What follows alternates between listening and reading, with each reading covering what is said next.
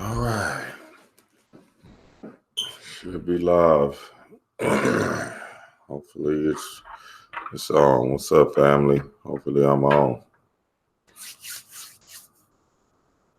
This thing set up right.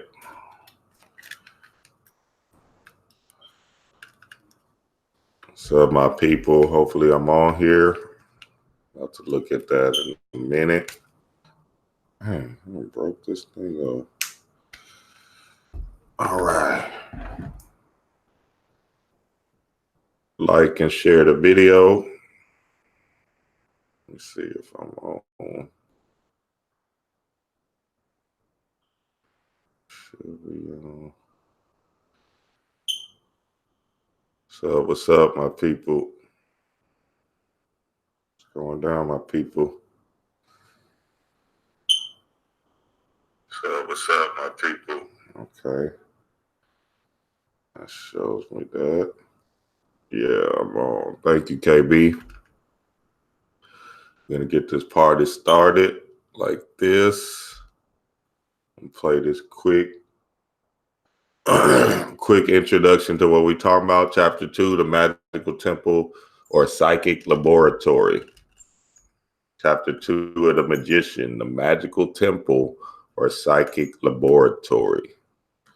It go down like that. It go down. Listen to this quick explanation of what it is,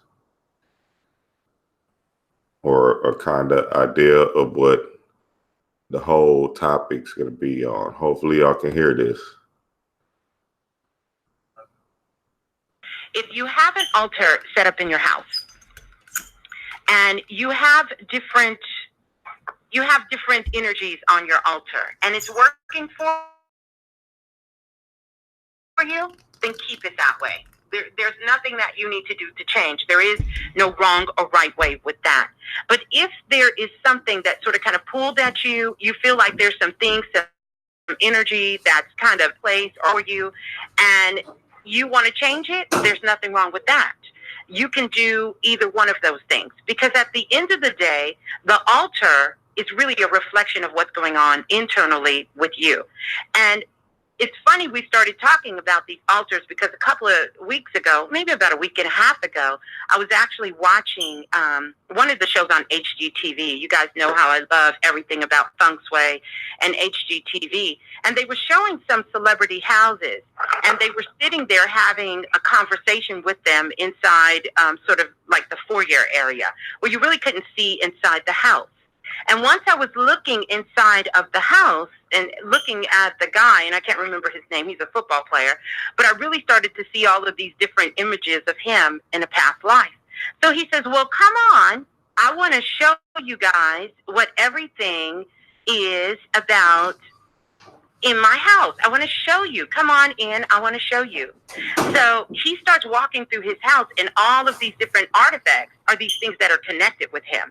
So again, coming from the position where I talked about with feng shui, is that your whole house is your altar.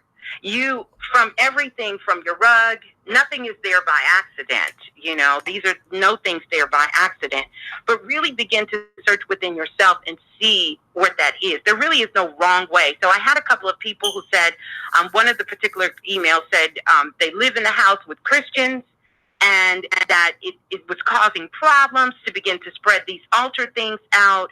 And would it be wrong to keep it in the place where they had it? No. Let me speak to this, because we was already talking about this. You gotta understand what's going on here. There is no wrong or right, like Ms. Blue said. Right. If magic is judged based upon what works, you gotta understand the concept when I bring this up. Yes. This is you. Ms. Blue just said it, and I'll expand on what she just said. Your whole house is your altar. So in other words, if you have a whole house, you need to adjust your altar accordingly. If you are living in a room with nothing but a candle and a leaky roof, then you have to adjust your altar accordingly. If your house is your altar, but Christians also live there, not their altar, obviously you're going to have to use the space you've been using. Everything is about dealing with what you have. What I talked about was simply this. My rule as a standard was it didn't matter. What I'm telling you now, it does matter, but it matters based upon your situation. My situation has changed. When I was in New York in those small puzzle-ass apartments, it was conducive to my situation that when I was in New York. Oh, my bad, family. I did something. Hold on. But y'all get the idea, man. Panic going in, dropping in on the altars, on the household. Stay tuned. We're gonna finish it up. We're gonna finish the video, and then we're gonna go in live. Tell y'all a whole bunch of plethora of things that y'all can do with it. All my deities be close together, because that's how I was living. So now that I am living a different way, my altar has to be a different way. How can I alter my conscious in a new form of consciousness the same way I was altering it before? Right. So that makes sense. Yes. So if you're moving up like the Jeffersons, your setup has to move up, because you are talking about feng shui actually. Yeah. So if I have 6 bedrooms and I put everything in one room, all my furniture, like I'm living in a 1-bedroom apartment, it would look idiotic on a physical level. Same thing with your spirituality. Once you expand and the whole house is your altar, your energy in your body has changed. Yeah. So in all of these statues represents forms of energy. Yeah. So you can't have closed, condensed energy in an open space. You get what I'm saying? It's like playing basketball on a football field. No, you play basketball on a basketball field, football on a football field, because it's measured the same way. Mm-hmm. One's a rectangle, one's a diamond for baseball. There's a science behind that. You get what I'm saying? So what you're really talking about here is geometry. You get what I'm saying? Yeah. You're not talking about right or wrong in a Christian context. When will we get that shit out of our head? What we're not talking about is right or wrong. We're talking about using energy right, like a fucking electrician. You don't plug a Walkman battery into a car. It won't work. If you only have a Walkman or a motor scooter, you need to ride that motor scooter till the wheels fall off. But if you have a Cadillac, you can't think like a motor scooter anymore. Right. So in other words, you can't think the same way. And at the end of the day, no matter what I say, you judge by what's working. If it ain't working, you need to change it anyway. I don't care where you live.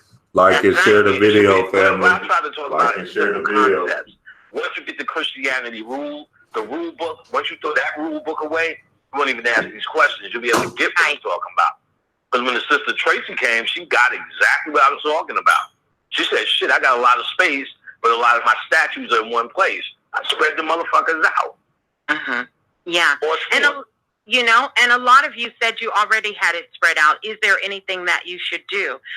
Really, we're talking about, like you said, states of consciousness, altering states of consciousness, that your altar reflects that. So this is one of the reasons we're in the West. We're in the United States. And so you got to look at your house as sort of being your United States of consciousness.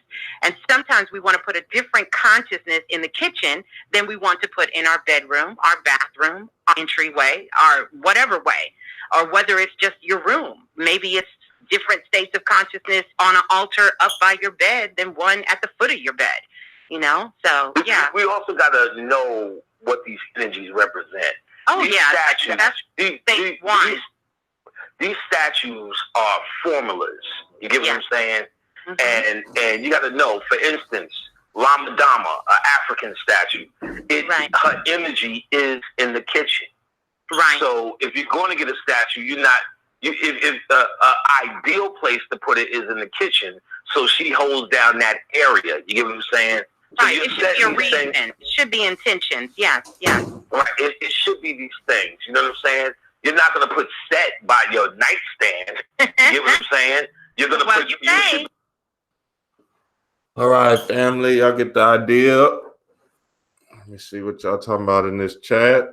Wanted to start that off with that so I can share the video. Y'all go ahead and share. like the video so we can get more people up in here. What's going on, family? What's the deal? What's the deal, my people? What it do? Yes, what's the deal? What's the deal? Let me see who's in here. Shout out your city and state, man. I know y'all still in the bed. KB, what's going on? Ori Powers. The Queen's already in here. We got up to, let's do it real quick.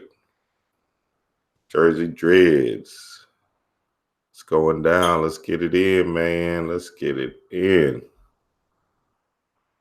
Let's go ahead and get it in. Yes. Let me put this thing. What's good, 93. 93 till infinity. Yes, we're going in. The Magical Temple or Psychic Laboratory. It go down like that. It go down like that. All right, let's get this thing started, man. An eventful week. The sun been out here in these H-Town streets. You know what I'm saying? Soaking up that vitamin D. It looks like it's going to rain this weekend, but that's all good because I'm going to stay in my magical temple. For real. Saturn's Day. That means do your work. Get dedicated to your work. See, a lot of people think Saturday is a day for relaxation and, oh, I'm glad I'm off of my work week or whatever, right? But in all actuality, it's reversed. They did a cosmic trick on us. This day is where you're supposed to put the most dedication in. This day is where you're supposed to put in some work, some spiritual work, that is. And this is the day, Saturday, where you're supposed to go into your rituals hard. So don't be waking up with no hangover on Friday and be fucking yourself up for Saturday. Get that Saturn's Day in and get your work in for real. Go ahead and call my babe real quick. Let's get this in so we can get in and get out. Get in and get out. We don't want to ruin all y'all little weekend dreams. We about to tap in. Hold on, let me call her real quick.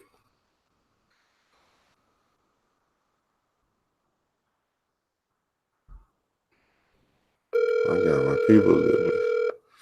You know, we do a real funny style over here. What's up, family? What's going on, babe? Chilling with baby girl.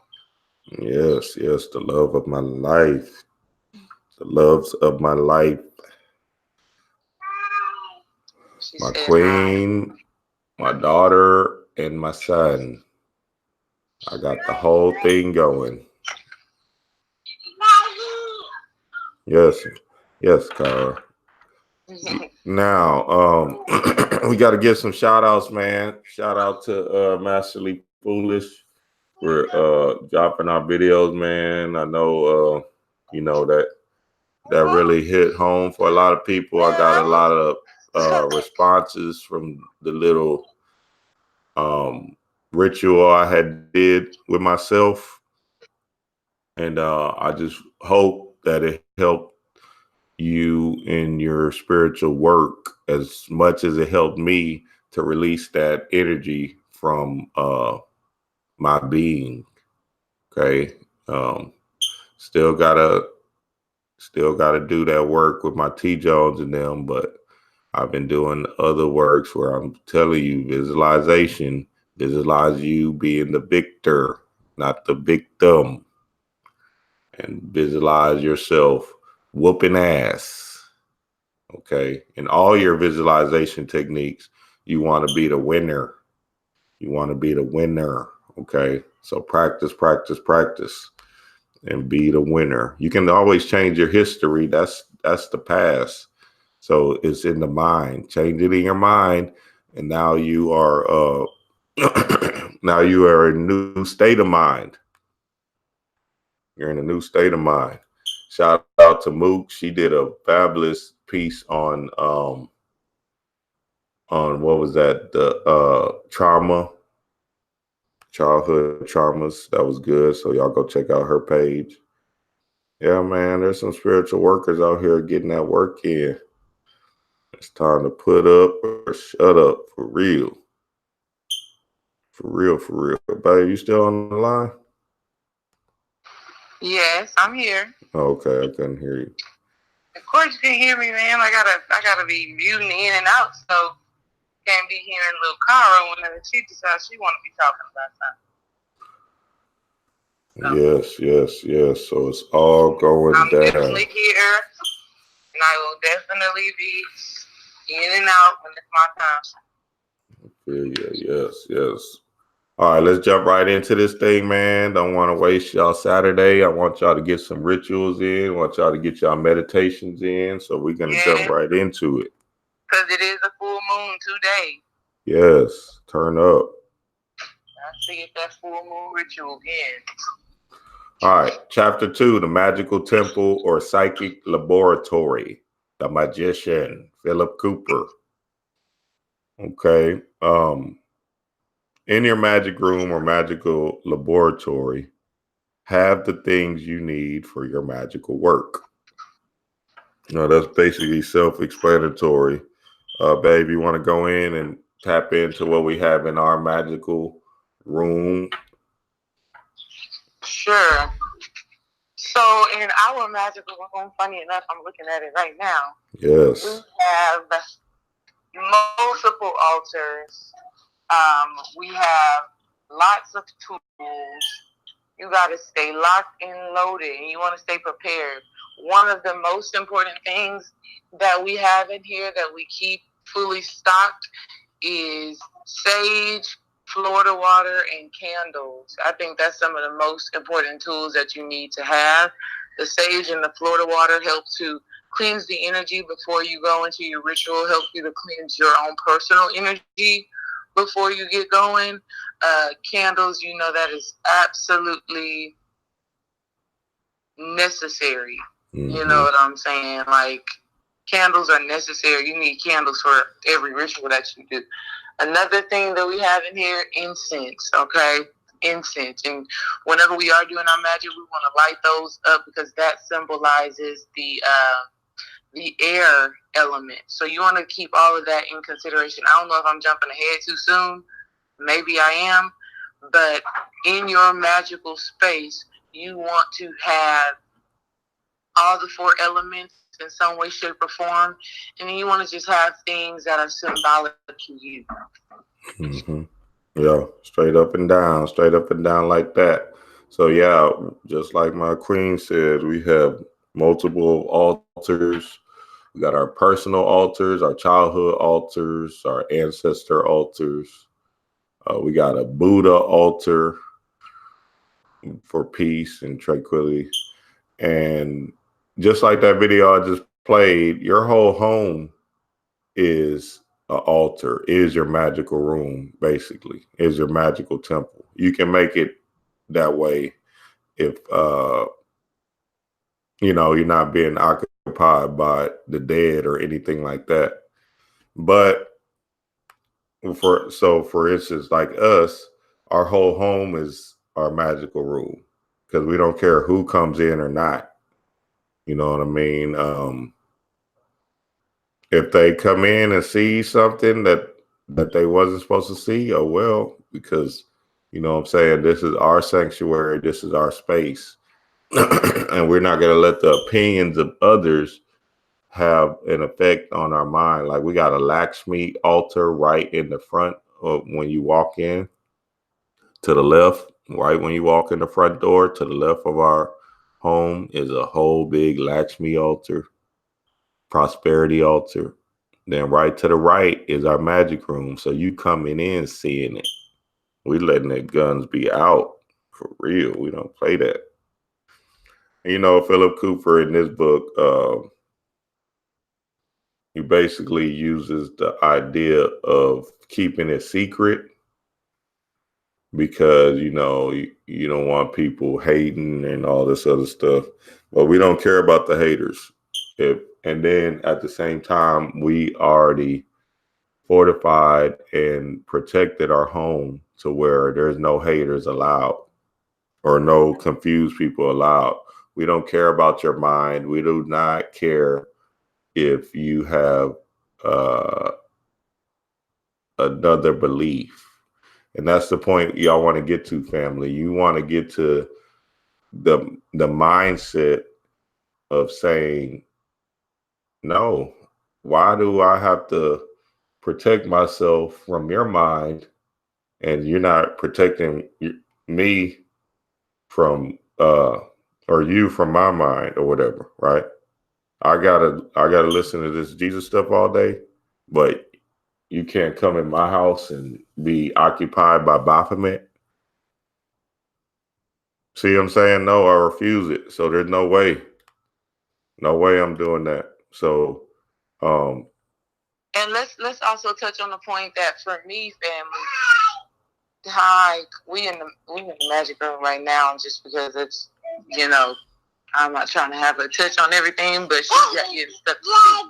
But anyways, let's not also negate the fact, y'all, for me, at first it was difficult to let families see all of these things, because you thinking like, oh shit, you know what I'm saying? They're gonna start judging.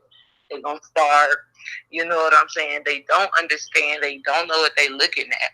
So that takes time and practice. So I do understand what Philip Cooper was saying when he was, you know, describing that it should be a place to where people cannot see, because people will automatically start thinking stuff. They're going to have questions and all of that good stuff like that. It was a work in progress to get to the point to release the fear of their judgment, to release the fear of our family, you know, being confused. It wasn't something that me personally was just able to jump out there with. Like, we still, babe, remember we had a conversation about putting 666, you know, the carbon 666 somewhere up in our living room as just a small symbol. We had this conversation, and it was a crazy one because we were having opposing views.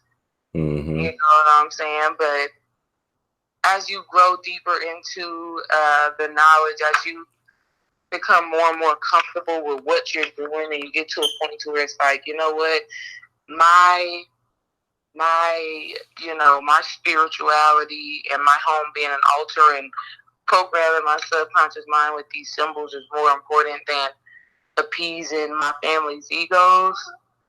Then you get to that point to where you can put this stuff out there openly. Yep. And that's what it is, man. Being comfortable in your own right. This is your home. You know what I'm saying? Right. So you have to be able to understand that nobody can tell you about your home. If y'all are visiting my home, then y'all gonna have to deal with whatever y'all mind is going through. I'm not hiding nothing. And you know, it does take time, you know what I mean? So don't just jump out there and be like, you know, you got to be confident within yourself and know that this work is personal to you. But here's the even more funny part, y'all, that amazed me, is that whenever you do put it out there and you just like, okay, it is what it is, do you know that they don't even ask you about it? Like our magic room, when we first moved into our house, they were, you know, they were checking it out like, what's that? They would just walk by and kind of peek in. Mm-hmm. So that was cool. And even some of them would want to come in and just see and understand. Listen, y'all, people who don't even have no consciousness, y'all know how family members are, have no consciousness, will come into the magic room and just be like, oh my God, it's so peaceful in here. Yeah, you're right, it's peaceful in here. This is a sacred space. But that's why you keep your sage, that's why you keep your Florida water to cleanse out all of that, you know, energy for people wanting to kind of know what you got going on in here. But They don't even, like this Lakshmi altar, y'all, we have a legit Lakshmi altar, like a big ass picture of Lakshmi up. Lakshmi and Kubera. Lakshmi, Kubera. We have Lakshmi statues on top of the actual wooden table that the Lakshmi is on. We got ancestor money. We got a whole bunch of stuff. We got candy on there because you want to give Lakshmi her candy. Chocolate. So we got all of that on there. Got regular money on there and Jamaican money on there. Jamaican we got all dollars. That on there. And nobody has asked about it. And it's like the most obvious thing in our house. Like, why do you walk in, you look over there, you see it, and nobody has asked about it. So that's pretty amazing. Yeah, that's what I was telling you, babe. They can't see it. You are saying that they literally cannot see it, and I find that to be amazing. No, they like cannot see it. Okay, they cannot see nothing. Now we're afforded the. That was good, babe. Thank you for all of that. We're afforded the luxury and pleasure that we're us as a couple. We're both spiritual workers, and I heard of situations, or we've seen situations where the person's in a relationship with a Christian, like that one girl, babe, that had the same birth as. Yeah, I talked to her this past weekend. I talked to her the other day. Yeah, her husband is a Christian. But she's a spiritual, worker and stuff, which is so confusing to me. Love is love. You can't really blah, blah, blah. So, they have to kind of separate their house, I'm guessing. But with us, me and my queen, we're the whole home is our magic room. So we meditate wherever, even though we have a legitimate magic room, right? We still do work in different parts of the area. Like we'll go outside and do some meditations or some spiritual work. The bulk of my magical work does happen in the magic room, just because it's such a quiet, peaceful place, and I love it so much. There's no distractions there. So yeah, but I don't, confine myself to just one area of my home. I try to spread it out, even though at first, when we first started, we had to do that, and we'll probably get into that a little later. But the whole point of the magic room is to removing yourself from distractions, okay, on a day-to-day basis. Somewhere you can go every day and be one with yourself, be in tune with yourself. Okay, so that's the basis of the magic room. You want to be able to find a place where you can occupy your mind, right? And be one with oneself. Be focused on reprogramming or deprogramming your subconscious mind. And let me add to that too, babe, since you talked about, most of your work is done in the magic room. Most of my spiritual work is done in our bedroom or our master bathroom. I must take a spiritual bath at least once a week. And in our bathroom, on our windowsill, I have made that an altar. So that's why I have candles, or that's why I will have my incense whenever I take a spiritual bath, or my crystals will be right there, or something. So it's really about wherever you are setting an intention, wherever you are going in to do work and to heal an aspect of yourself, transform an aspect of yourself, or manifest something. Whatever space you are in, you have to bring into that space whatever calls you to have peace and whatever allows you to silence your mind so that you can be totally focused on the intention that you have. So that is so important, you know what I'm saying? You want to make every inch of your house an altar. And you don't have to rush that too, y'all. That takes time. But I'm going to stop right there because I'm sure we're going to get into that. Go ahead, babe. Yeah, I'm gonna read I read some of these comments. Ina said, cleanse them people straight out. Facts. You know, you can do that. Cleanse them from coming in. Then she also brought up something that we kind of deal with. The children. The children. What's up, Sean? What's going on, Sean? That's my girl right there. Yeah, nobody does say anything about them. Well, you know, they probably think they crazy and stuff, but when they see somebody like us, black, just no, babe. I don't even think the women that go in the nail shops thinks that those Asian people are crazy. I don't think it crosses their mind at all. I think it's just like, oh, okay. It's just like this level of acceptance, and that just goes toward the programming of the people that we are in direct relationship with.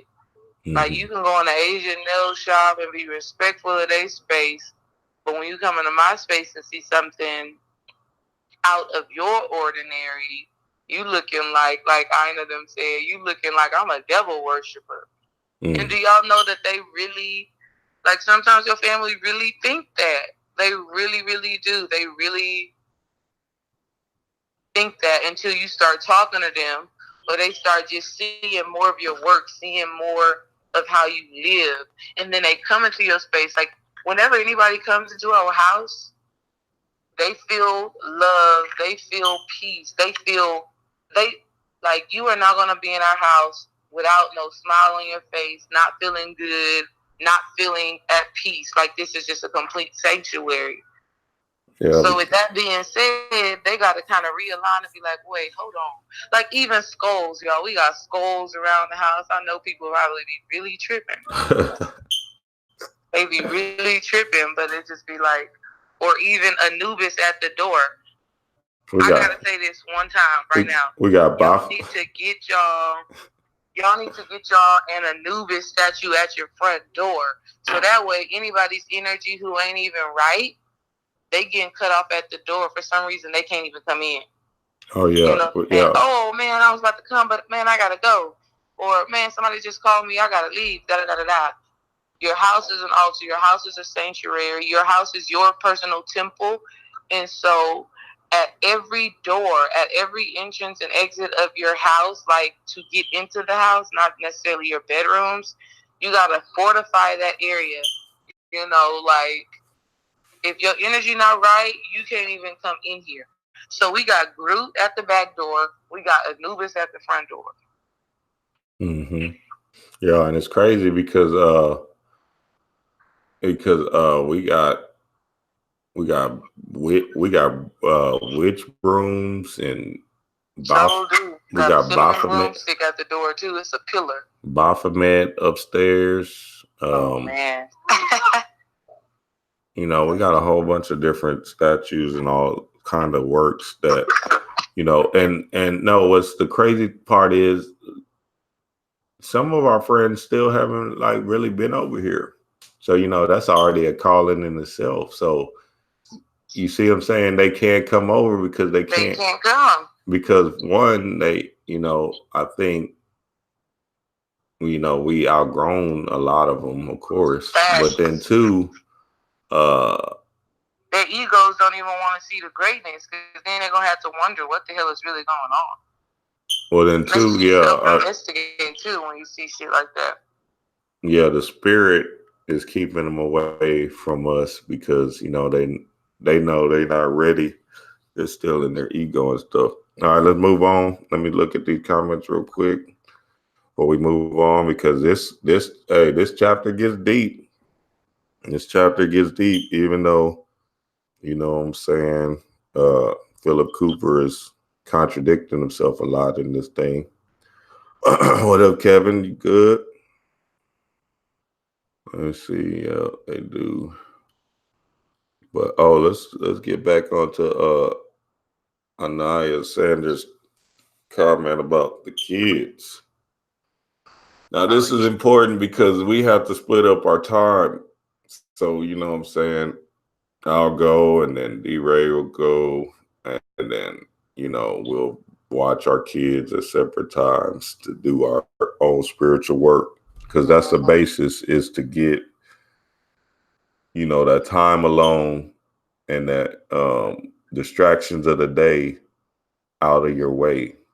Okay, so that's one thing we love when we find babysitters. Woo, that babysitter be clutch.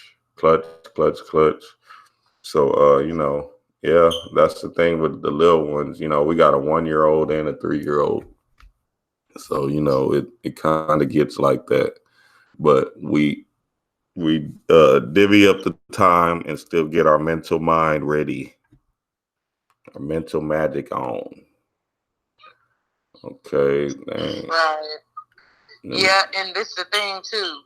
And you gotta watch out for other people's kids, especially if you have altars all around your house, which you should. Like, you want to have altars all around your house, because you want, in every area of your house, you want to be connected to spirit. And also, for example, oh gosh, thank you, Spirit. The Lakshmi altar that we have is in the same room as our library. So we have bookshelves with books. And so spiritually, we're sending a message to ourselves, our subconscious mind, to say the knowledge that is being held within these books brings us abundance, brings us prosperity, brings us health, brings us wealth, right? So, and sometimes these things are not closed off.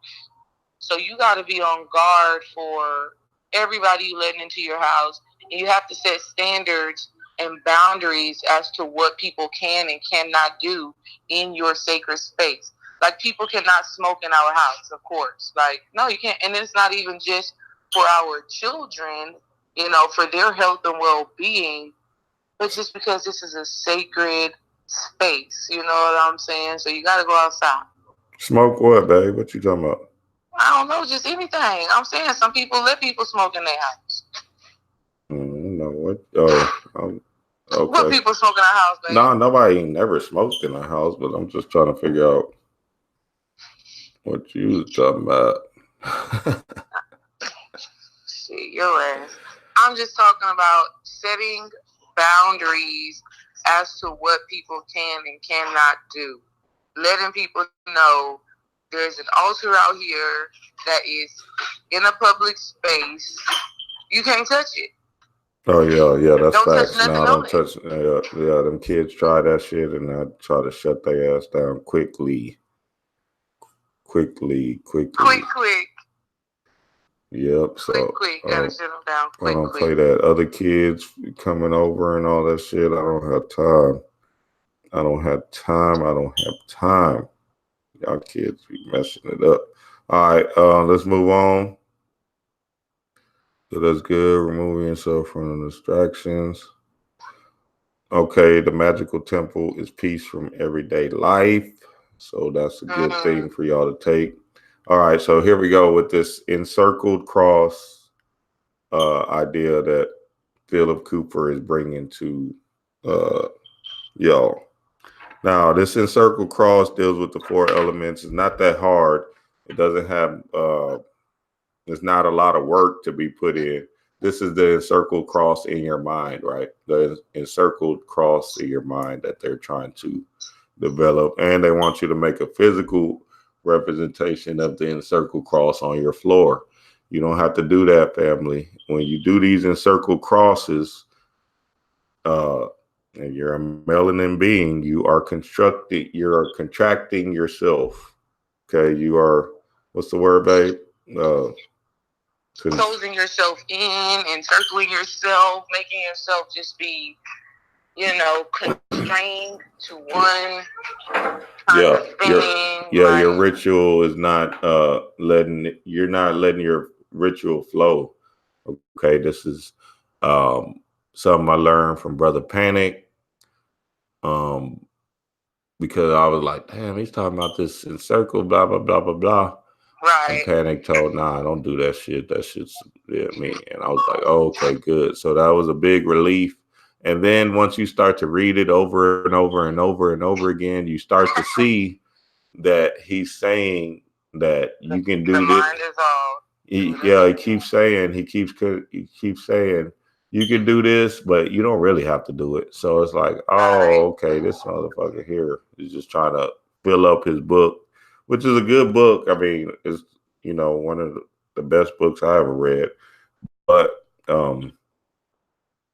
you start to understand that you don't have to do that shit. Okay.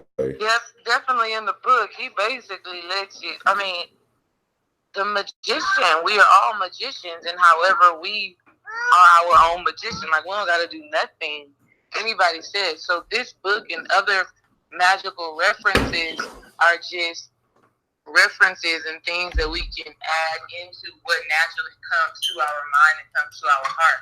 Like Bobby Hemmett used to say, the best rituals are the ones that you come up with yourself. Mm-hmm. And so that involves all aspects of it. If it makes you feel some type of way, if it makes you feel connected, if it makes you feel at peace, if it makes you feel like you can manifest whatever, then do that. Like, then make it a ritual. Yeah, Philip Cooper definitely contradicts himself by saying, do it this way. But then he'll say, but it doesn't really matter. Right. So, So like Sean Revere said, it always comes back to the mind being all. That's facts. That's what it always comes back to. So all of this stuff right here is just tools to help you get your mind to believe, help you to get your mind to know that whatever work you just did worked because you put so much effort into it. So effort is really key. Yeah, effort and what's the word? Genuinity. Yeah, and just respect for the process. Just being in love with the work. Okay, you want to take your time with this thing. You don't want to rush it and act like it's something that you're just trying to get done. You want to make sure your spiritual work, your spiritual ritual is something that you are being in love with, taking your time with, being passionate about, putting some effort into it. You know what I mean? It doesn't matter about you just doing the ritual and trying to be all lazy about it. No, it's more so about you putting practical effort into the ritual. That way you can, within yourself, you can be honest enough to say, okay, I know I came from a pure heart space and I know that shit worked. You see what I'm saying? So you want to do that.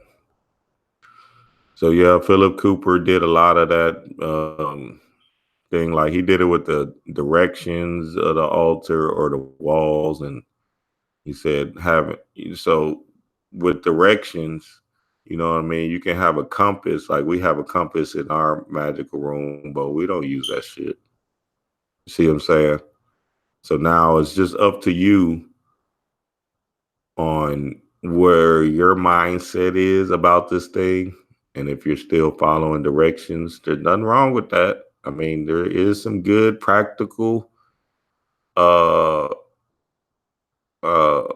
understandings of, using directions with your rituals and using,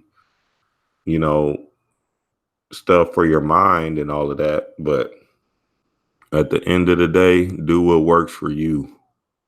Do what works for you. Babe, you got anything to add on to that? Hold on the topic of the directions thing. I just got the thought of it right now because it ain't something that I really be taking into consideration with my magic or with the rituals that I do. But when we were just rereading it, like if you're trying to bring something into your life, like you're trying to manifest something into your life, then I think it would be a creative, cool idea to do the ritual facing east, okay? Because that's the sun coming up, the sun coming in. You know what I'm saying? So You're trying to bring something into your life, do the ritual facing east. You're trying to take something out of your life, then you could do the ritual facing west, because west is the sun setting, so it's going down, it's leaving. So again, all of this is just more stuff to add to whatever it is that you want to do. Okay, it's just adding into whatever it is that you want to do to make yourself really know and feel that the work, the effort that you put in is manifesting and it's already done. Oh yeah, because it's gonna definitely appease your ego for sure. Like I got all that stuff, the planetary elements, the colors, all of that's on my Patreon that I shared with the family. Directions and all of that stuff. And you know, we used to do a lot of that work where you're using these different ideas and concepts to get a magical result. Okay, to get your intention fired up. But at the end of the day, what I've learned in my magical works is that you do have to kind of free yourself from them thought forms or them ideas. Like, you know, green is supposed to be prosperity. Well, who said that? Why can't green be, you know, something else or whatever? So all of these different things, you want to free your mind from that that hold on you. Okay. Same thing with the what's that one book? Man, I can't think of the name of the book. All right, let's move on to altars. Let's move on to altars. Hey, let me say one thing real quick, just about something I just read in the comments. Mr. Bell, he said his children's mother's in the church all day, and she's telling him that he needs to go to church. That's something that your church-going family will continue to do until you simply, and they'll keep doing it regardless, because we done had the conversation with both of our mothers, with Dream Wise's mother and my mother. We've explained to them, well, actually, my mama has done good. Dream, your mama still, you know, she still be trying to say, you need to go to church. You know what I'm saying? Mm-hmm. But you got to have a conversation like, look, we're not going. We're just not going. Yeah, I tell my mama that all the time. A lot of she still be push. Man, when I tell you, it is a lot of energy in that church. Vampirism. And that was one of the first things that I felt. That was like one of my real extraterrestrial experiences, to where I just felt a lot of energy just being sucked away and drained away from the people who were in there praising and worshiping. And after having that experience, I was like, okay, I get it. This is not where I'm supposed to be. This is not what I'm supposed to be doing, because it's an energy that just takes, and never truly gives.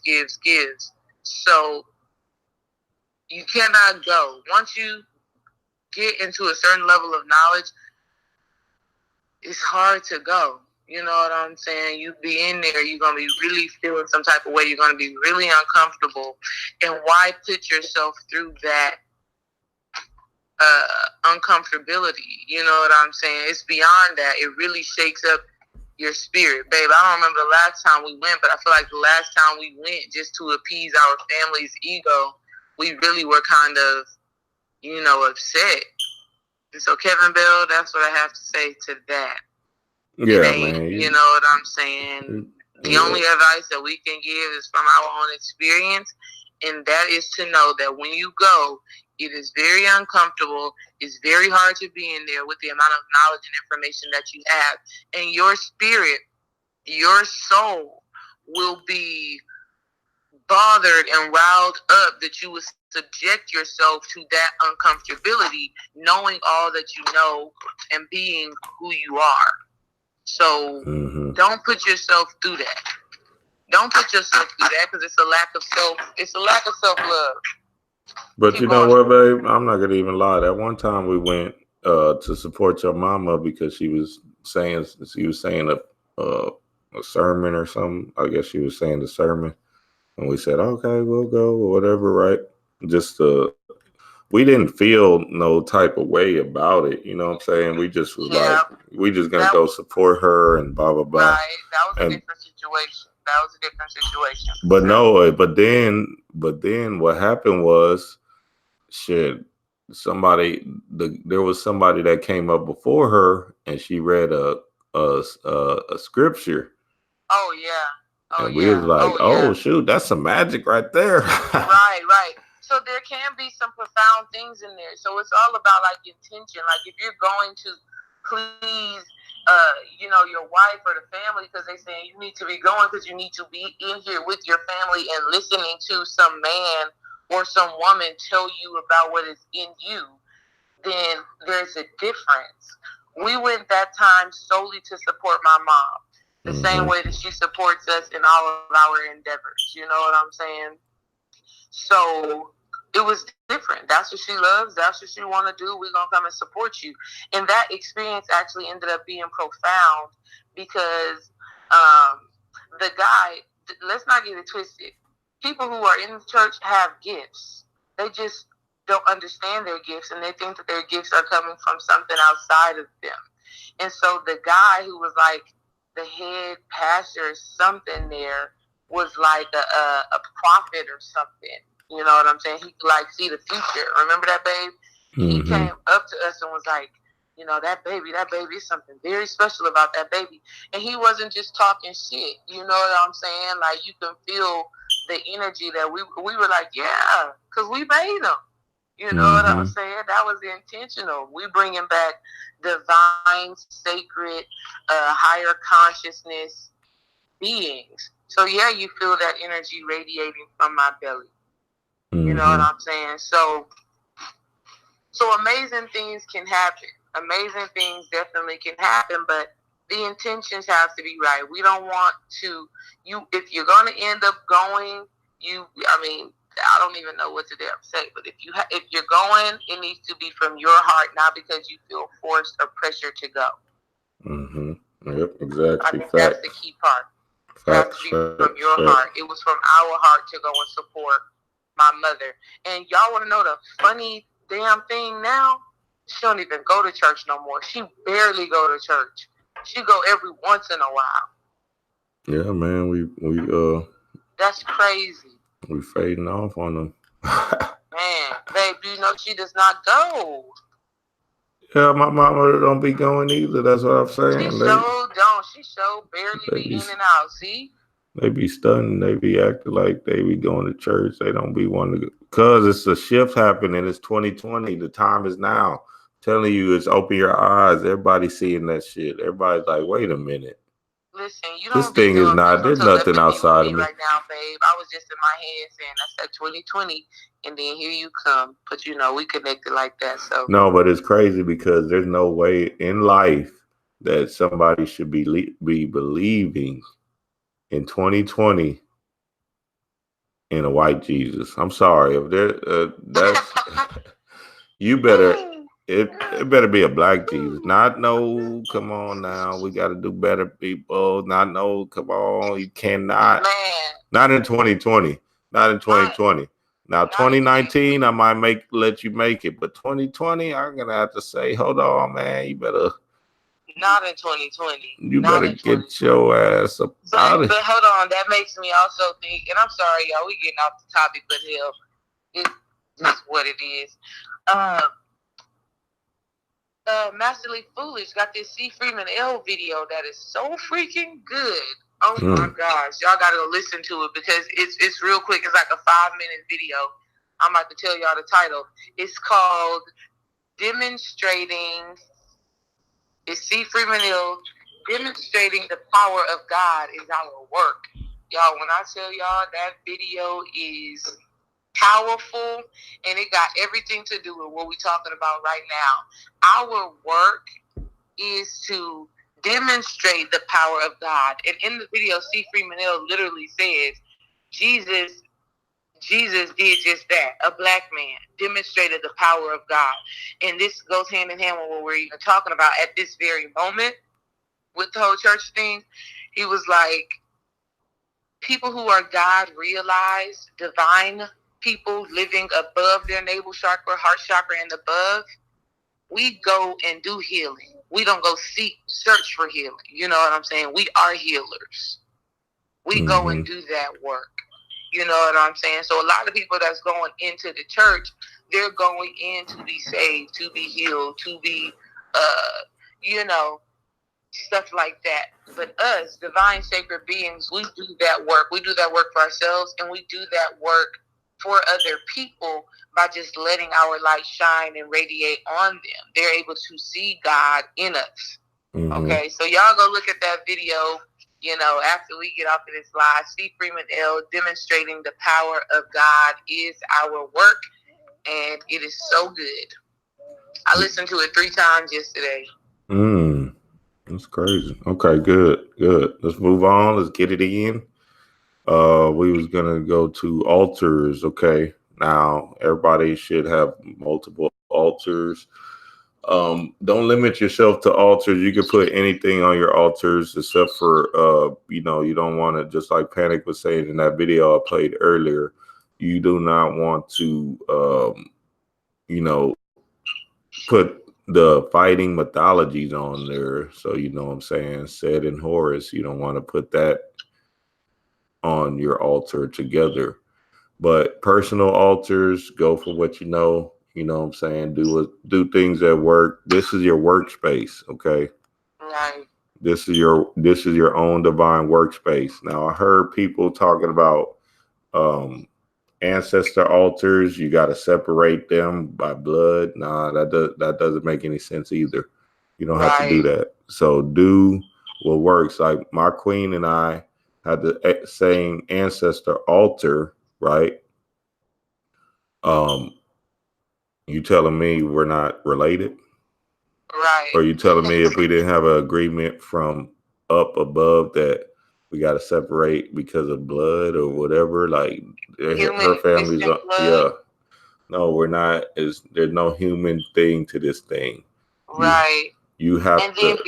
I'm sorry to interrupt, babe. No, go ahead, babe. And beyond that, like, so your dad made the transition, but I talked to your dad myself. So to even think that I can't come to the altar and commune with your dad, your grandma, you know what I'm saying, and get through to them, that's kind of, you know, ridiculous.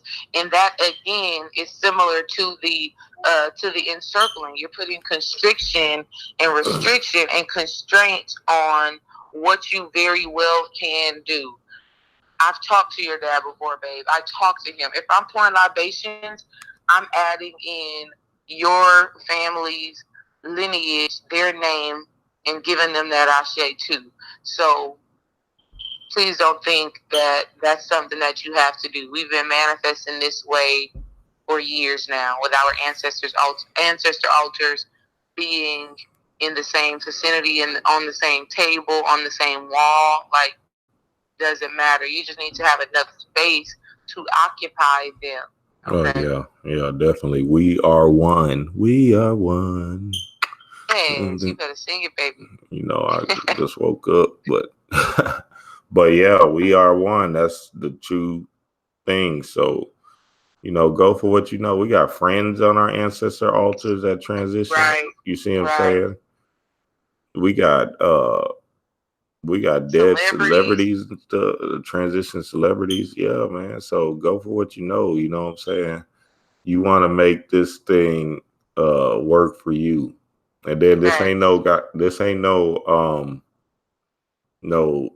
nothing we're coming up with. This is stuff that we actually talk to these people about that transition. So there's no way you know what I'm saying? There's no way you're gonna tell me I can't have that on my altar. Okay, childhood altars.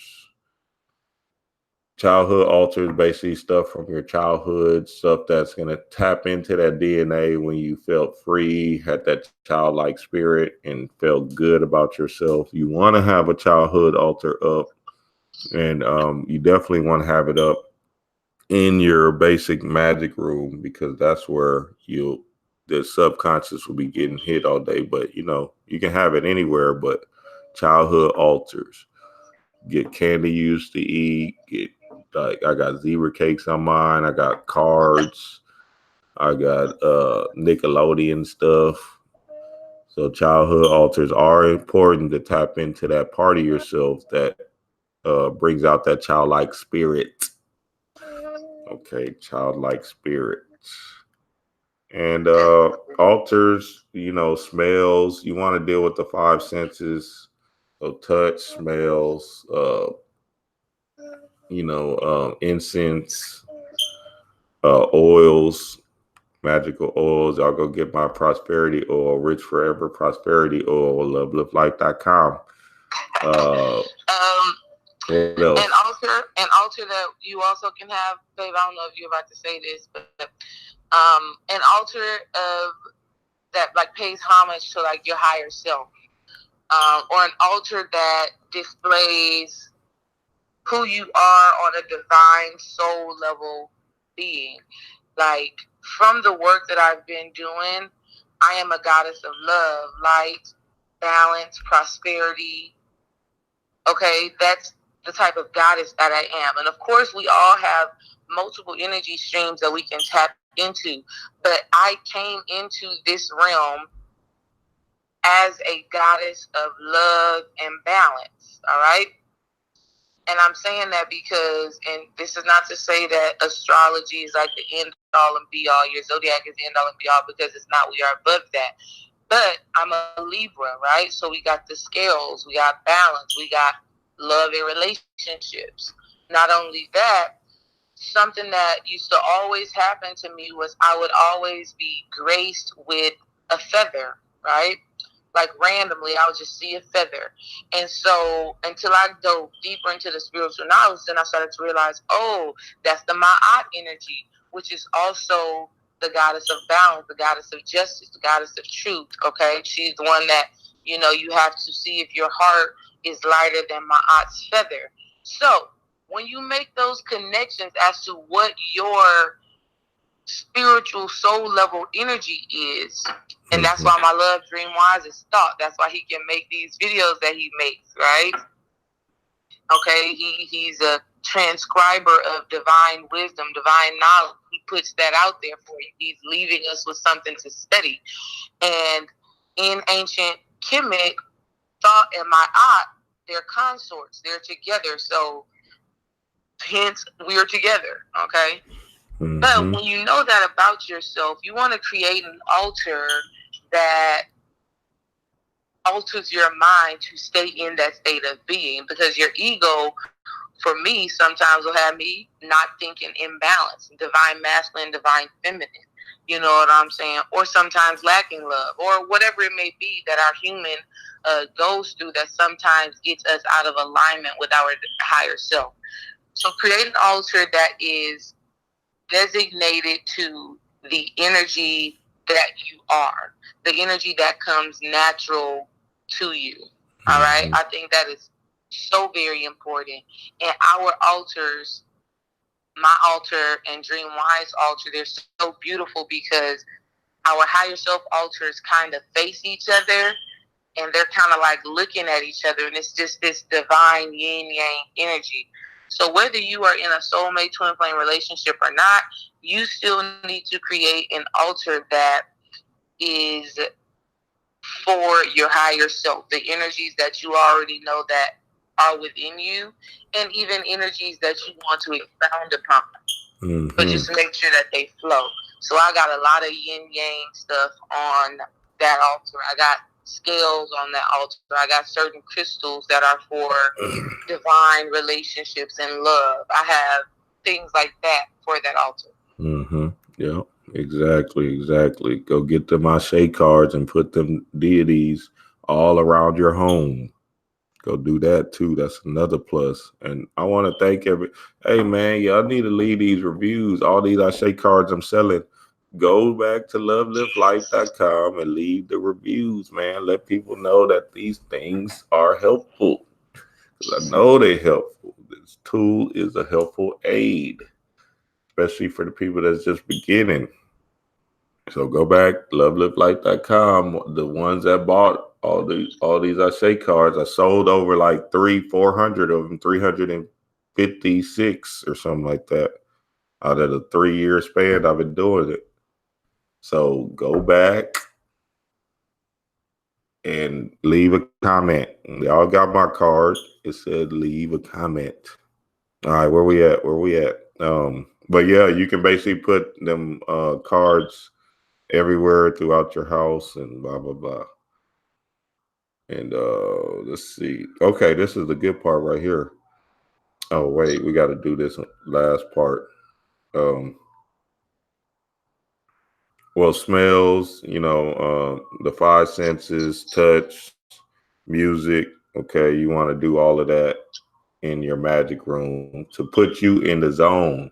Remember, this is about you getting in the zone. This is about you getting into that meditative mindset, that's silencing the mind. Okay. Touch is really powerful. The magical toolbox. Okay, like in our magical toolbox, in our magic room, we have candles, panic packs, my shake cards, magical oils, tiger balm, ancestor money, Florida water, you know what I'm saying? All type of things in there that can help us do our magical work in this physical, right? So then we can transform the mental. Okay. But yeah, with the pictures and the symbols, this is one thing I did want to bring up, babe. That thrift store shopping. Woo! Man, thrift store shopping is powerful. You don't got to get all this exclusive stuff for your magical room. Go to them thrift stores and see what speaks to you. Like I got the movie What Dreams May Come on one of my altars. I got, what else did I get from a thrift store that I can remember? Damn, there's so much different stuff that you'll find in these thrift stores. Yeah, one of the dopest things, we got the pineal gland, the pine cone. Oh yeah, damn, yeah. See I seen that. I was like, wow, yeah, babe. Damn, thank you. I do remember that. That was years ago. Yeah, that was years ago too. Damn. What else did we get, man? Them thrift stores, man, are jewels, are gold mines. Go to them thrift stores and make it happen. All right, let's tap into this last part of this thing. Thank you, Sean. Thank you, Sean, for that super chat. Thank you, Sean, for that super chat. Always looking out. Queen Booty, what it is, man. Queen Beauty, what it is. The homie. And she did some, I'm not going to call her government out right here, but she did some. I was like, oh, that's my nigga. You know how you had this relationship with people on Facebook, you be reading their posts, and somehow you build a relationship with them in your mind. Like, wow, she really on this magical work for real. And yeah, that's the homie, man. She always tapping into that other realm. And it's not too many people that's doing that, man. She be saying some spiritual stuff. I'll be like, yeah, that's it right there. Be crazy. Not gonna call your government out, but you know who you are. All right. Let's go to this is the important part, family. So I need y'all to tap in. This is the important part. The silent center within. The silent center within. Okay, magic is a science of using the mind. So the more calm and peaceful you are, tranquil, the greater your ability to manipulate your subconscious mind. Right? So, Philip Cooper gives out a relaxation technique that is really, really dope in this book. Basically laying on hard floor and going through the exercise. Go read the book. Y'all know where the book is at. Yeah, that's important. you have to be calm, peaceful, and one with oneself to make this thing happen. Okay, so before you get into your work, meditate, do a relaxation technique, especially if you just got through with the struggles of the day. Like, say, if you went to work all day and you just been stressed out or worried, and these humans been pissing you off, yeah, go into some kind of relaxation technique to where you can calm and turn your mind to one, and then you can go into your spiritual ritual. Go into your spiritual ritual. Okay, any more light on that, babe? I mean, yeah, that's kind of the most important thing, because if you're not, and that's why we have to make sure that we keep a consistent meditation practice, because it's so easy to become distracted. Mm-hmm. It's so easy. Like, our ego loses focus. Yes. Very quickly. And so you got to create a meditation practice, and you have to know what works for you and what gets you quickly into that space of peace and serenity. Like, I know after I take a spiritual bath, I can do anything. I can go and create a video. I can do a ritual. I can meditate. I can do anything, because in that bath, I cleanse. I come to peace. I really go inward. And so you got to create some type of practice that allows you to train your mind, y'all, because we don't get this thing overnight. Meditation is something that has to be continuous, and it doesn't always have to be you sitting down in a chair chanting Om. Mm-hmm. No, your meditation may be going out in your backyard or going out in your neighborhood and walking, and then you feel this calmness about yourself. Now you can go into your work, or you may be into yoga, or you may be into coloring. I used to do coloring meditation. Whatever it is that gets you into a state of peace and quietness, that's what you have to do before you really get into this work, so that you're focused. Oh man, somebody sent me a player meditation this morning. Dang, who was that sent me that meditation? It was like a laughing meditation. Man, babe, you gotta hear this. It was really player. I think that was yesterday or this morning. I think I just checked the message this morning, but it was really dope. I was like, oh wow. Kevin, did you send that? I think it was. I don't know if it was Kevin Bell that sent that. It was somebody that sent me that a laughing meditation. What was it like? Man, what you gotta do? It was it was just a meditation where they were just laughing. It was a video where it was just consistent laughing, but it was like serene music and all of that. It was crazy. I'm like, damn. I know that will work. Yeah, you got to hear it, babe. It was good. I was like, wow, this is good.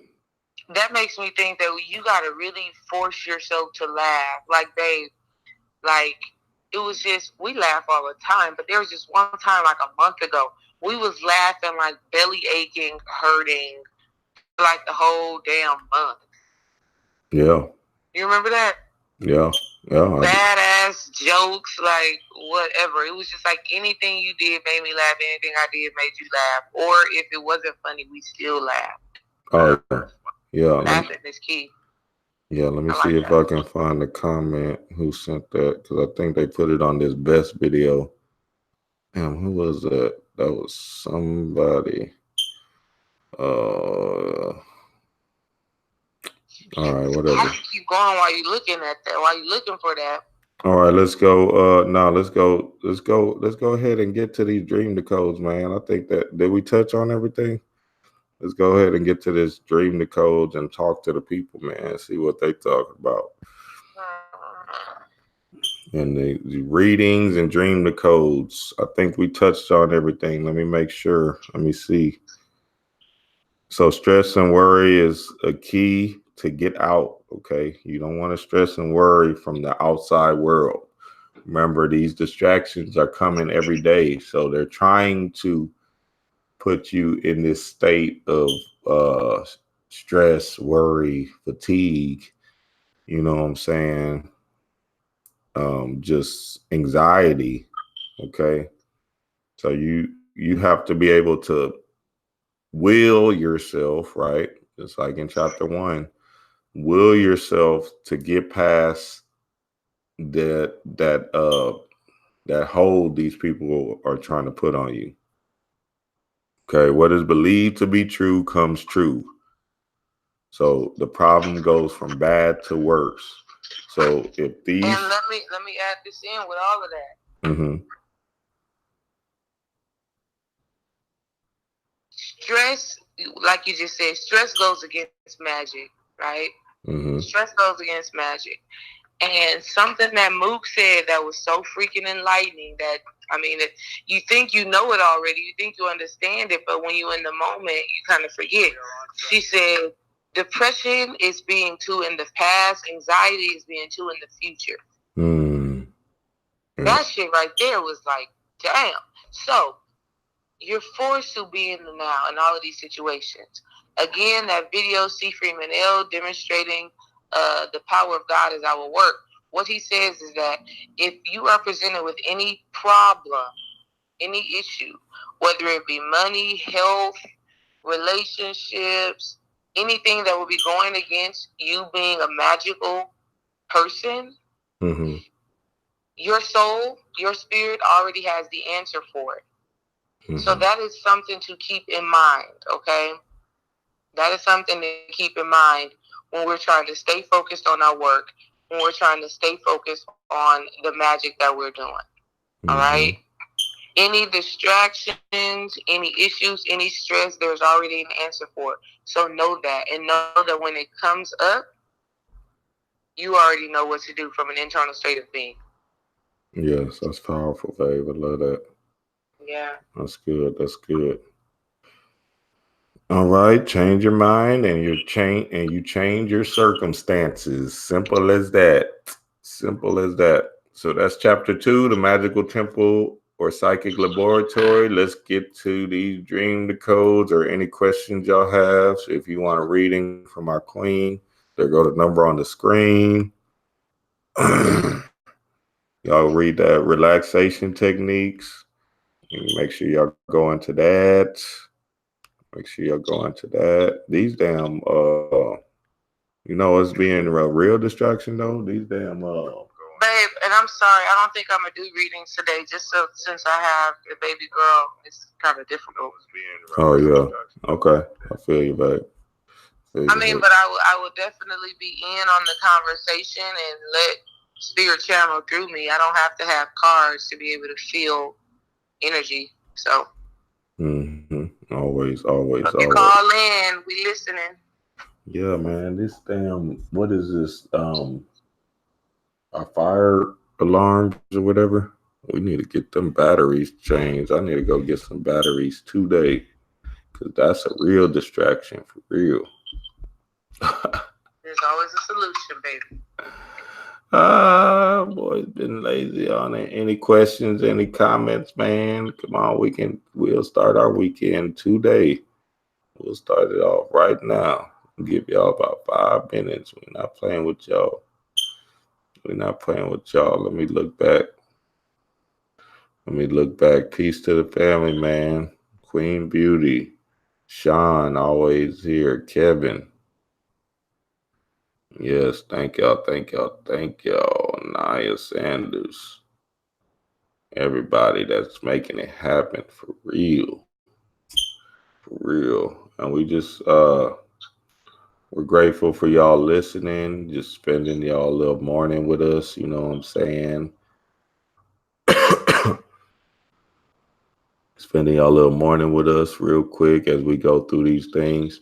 A big thing about this book that we did before, y'all can go to our past live streams. We did the whole book before. We did it on TalkShoe though. we went through each chapter before, is that when you read it again, you learn something new always. Always, always, always. So, we're taking our time with the book and just reading it. It's a quick read. It's not hard. And, we just enjoy reading stuff on the mind and challenging ourselves and keep on getting to our greatest greatness. Right. That's something my queen and I enjoy all the time. So in that being said, we have to consistently, repetitiously read books, even the books that we already read. Like I said, I still listen to Panic Class all the time. Listen to his class like it's my first day. You know what I mean? So that's huge. Still listen to all them old Bobby tapes.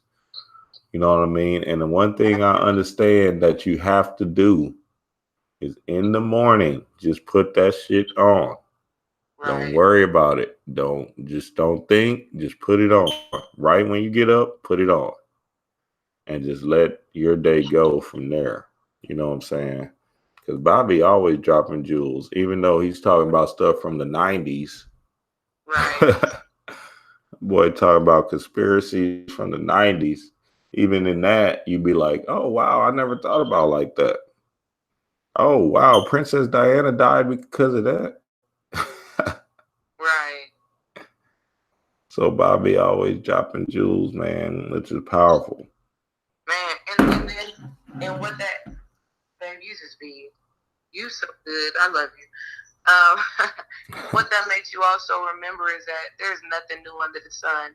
So even the stuff that Bobby be talking about from the 90s still apply today in so many ways. Oh, yeah. In so many ways. So at the end of the day, it's about continuously, intentionally choosing to receive new knowledge, new insight. And that does not mean that new knowledge and new insight is not coming from old information. You can go and listen to a video that you've already listened to 3, 4, 5 times, and something new sparks up in your mind. It sheds new light. So something that I'm just realizing right now, y'all, I'm so grateful for it. Every moment you get to be putting in work, put in work.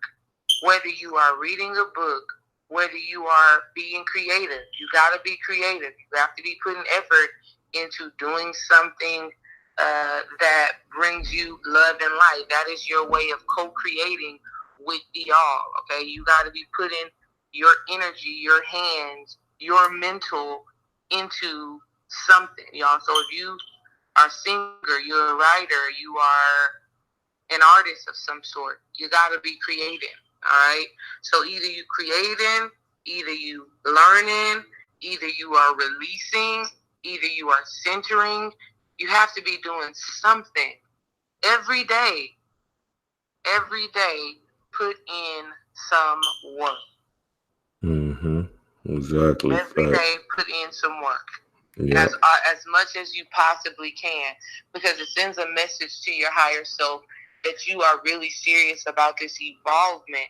And so your spirit will send you more and more situations for you to work the new knowledge, the new energy, the new life that you are living.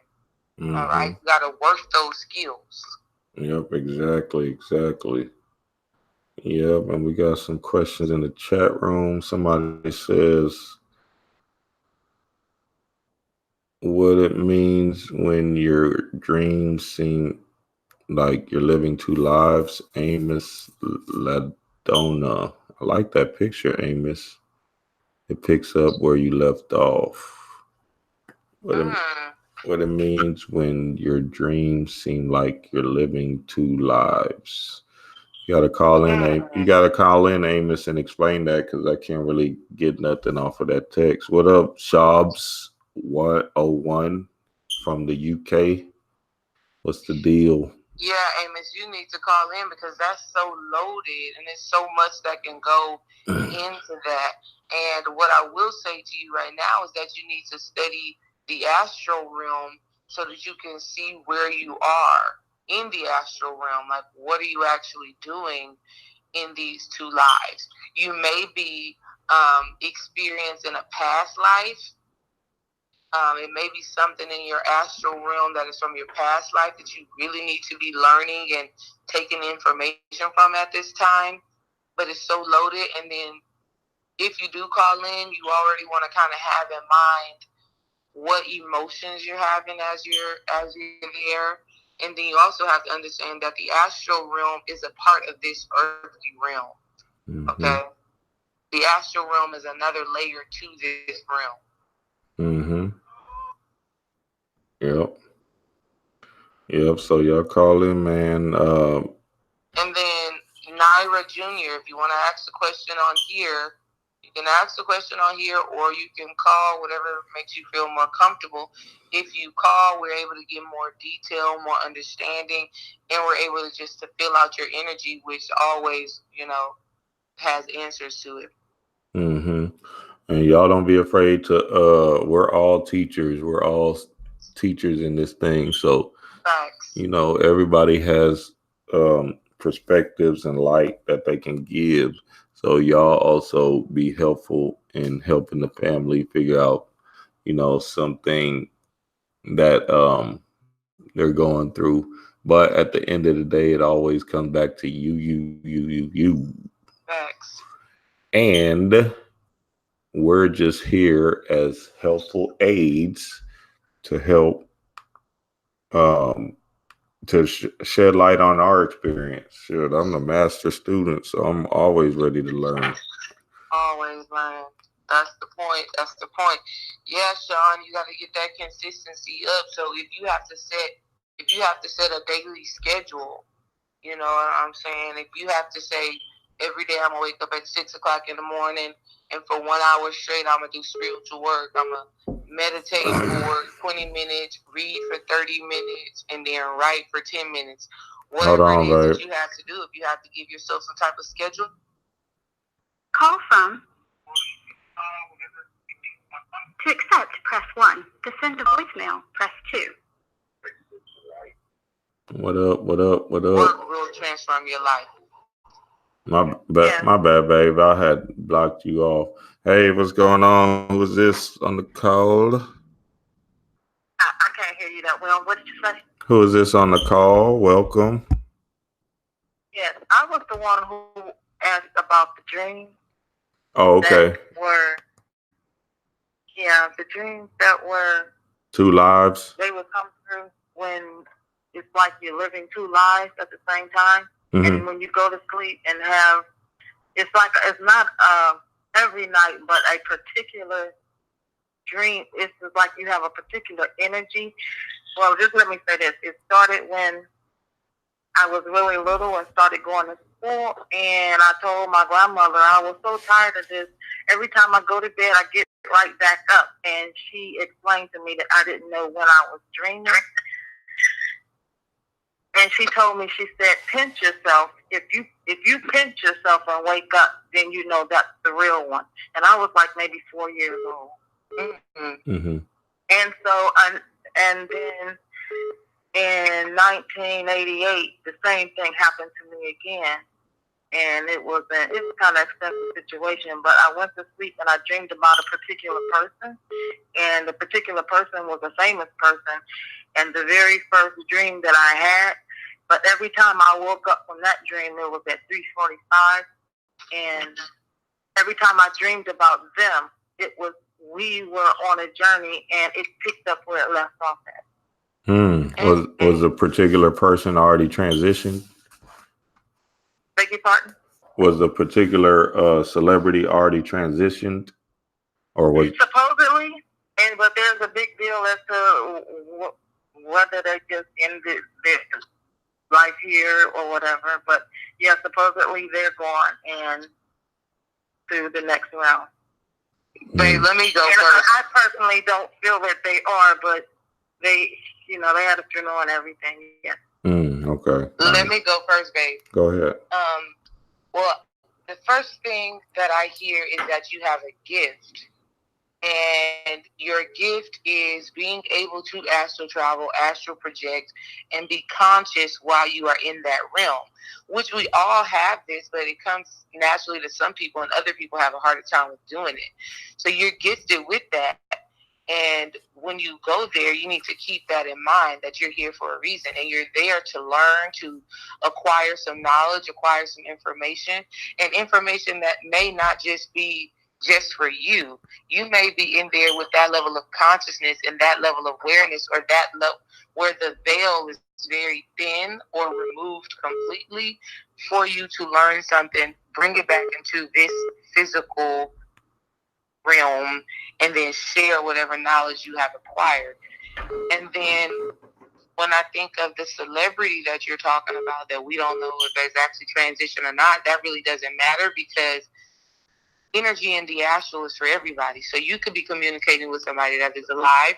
You could be communicating with someone who has made the transition. But what I'm getting from you and what I'm feeling from you is that this person in the spiritual energetic realm is one of your guides. So when you are with that person, yes, like a spiritual guide. You know how we have spiritual guides? Okay, we have people that help us along on this journey, people that align our earthly path to make sure that we accomplish whatever it is that we are supposed to accomplish, right? So for me, I know Lisa Left-Eye Lopez is one of my spirit guides. And so what you have to surrender to is that there is nothing coincidence. And so the experiences that you're having and the synchronicity, so you're waking up at 3:45 every day, that is that spirit, that energy telling you, this is real, I am here, I am present, and we have some work to do. Okay? So that one of the things that I did when that was happening is I said to myself one morning, I woke up and I said, I am not going to look at the clock. And I sat there and I meditated for a while. And when I did look at the clock, it still was 3:45 after that particular dream. And that's what started me. And the only thing I could think of, it took me like a year or so to really start that. But the only thing I could think of was to not go to sleep before 3:45. And then it helped a lot. Because, and I just, I gig at nighttime or whatever, and so therefore I'm not sleeping at nighttime, so there's no way to wake up at 3:45. Right. Okay. So, are you afraid of what you're experiencing? No, there was no fear in it. But the spiritual events that came along with the situation, they didn't really have fear. It just made me so conscious of the fact that I was so different, and nobody really to help me. There was just no help available nowhere. Right. So that's why. So I did quite a bit of figuring out some things for myself, but at the same time, it was kind of hard because there was no one to bounce off of to help me figure it out. Right. I got you. So, and I'm gonna let you talk, but No, go ahead, babe. I'm listening. I'm soaking it in. What I want you to know, just from what my spirit is kind of telling me right now, any apprehension that you may have about the situation, okay, release it, let it go. And then the next thing is, one, you don't have to have anybody in your direct vicinity, but you are never alone. And this celebrity, this energy that is with you all the time is a reminder of that. You're never alone. And that energy is not just with you in the dream world, but all the time. All right? I know that. I've actually exchanged, I don't know how to say it, exchanged energies in the person's body, whereas when I felt the person was within me, people could say they see him through my face. And I could see things from that person too. For example, I just would sit and meditate, and I open I knew it took me a while, but then I knew when I was with that person, I could see what their house looked like. One time they were taking a bath. One time they were doing their art, and I was with them when they were performing. And so I knew it was a connection that we exchanged. All right. So you know what? So now, from now on, you want to be intentional about that connection. You want to initiate. No, I don't. I don't want anything to do with it. I don't like it. Okay, you don't like it. It was like, I don't want this. That's that whole being John Malkovich thing for real. Or not even that, babe. What was that show on Netflix to where all the people were like born at the same time, and they were able to. Yeah, we were born in the same year. Well, if you don't want it, then I don't. No, just ask them. But just ask the person. What do they want? What's going on? How do I already know. That was part of the ongoing dream that happened because they asked me to go on a tour with them. And I said I didn't want to. And I remembered what my grandmother said, very first dream, and I pinched myself. I woke up, I laid in the bed for about a half an hour, and I just got back off to sleep, and I was exactly looking at them, and they grabbed my arm and said, "You have to come with me." And it went from there. And then another thing you got to think about too also is that, it might have something to do with your purpose. So this celebrity might be dealing with something to guide you on your purpose. So you have to kind of like your purpose down here. You have to kind of let the fear or the worry about what's going on go and see what's happening, because it could have been one of your homeboys, you know what I'm saying, in the past life. That's what somebody told me. They said that they had something to do with my purpose, because I am a creative writer, and that didn't go too well either. Oh yeah, well that's where that's what I'm feeling like. I'm feeling like the creative energy that you need, or whatever you need to actually, like Babe said, push that purpose forward and manifest it. That energy is probably here to help you do that. You probably need to. And I know you said you don't want to do this, but you probably need to communicate with that energy in a way that lets it know what you like and what you don't like. What is the best way to communicate and converse with you? It may not be in the dream. It may not be jumping in and out of each other's astral body or things like that. Maybe you need this energy to speak through you as you are writing as subtle messages, or maybe you need to see it, as something random while you're driving in the car or something like that. And so we have the spiritual fortitude and the spiritual power to tell these energies, I understand you're trying to communicate something to me. The way that you're doing it is not what is best for me.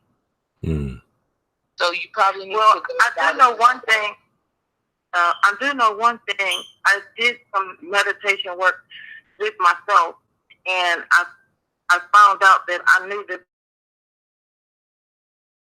person in a past life. And in the past life, this person was a female and I was a male, and our paths crossed. And then this person died. And when this person died, I missed them, and I was just moving around and traveling all over the world because something was different. And then I was communicating with this person in spirit, and we switched energies and switched bodies. And I was a king in my past life. And then this person was like a poor person who was a pauper. And then now this person came back. I do know that is the same person, and they came back, and we're switched. Our energies are switched. Whereas they had the wealth and I didn't. They were masculine. I was feminine. Mm-hmm.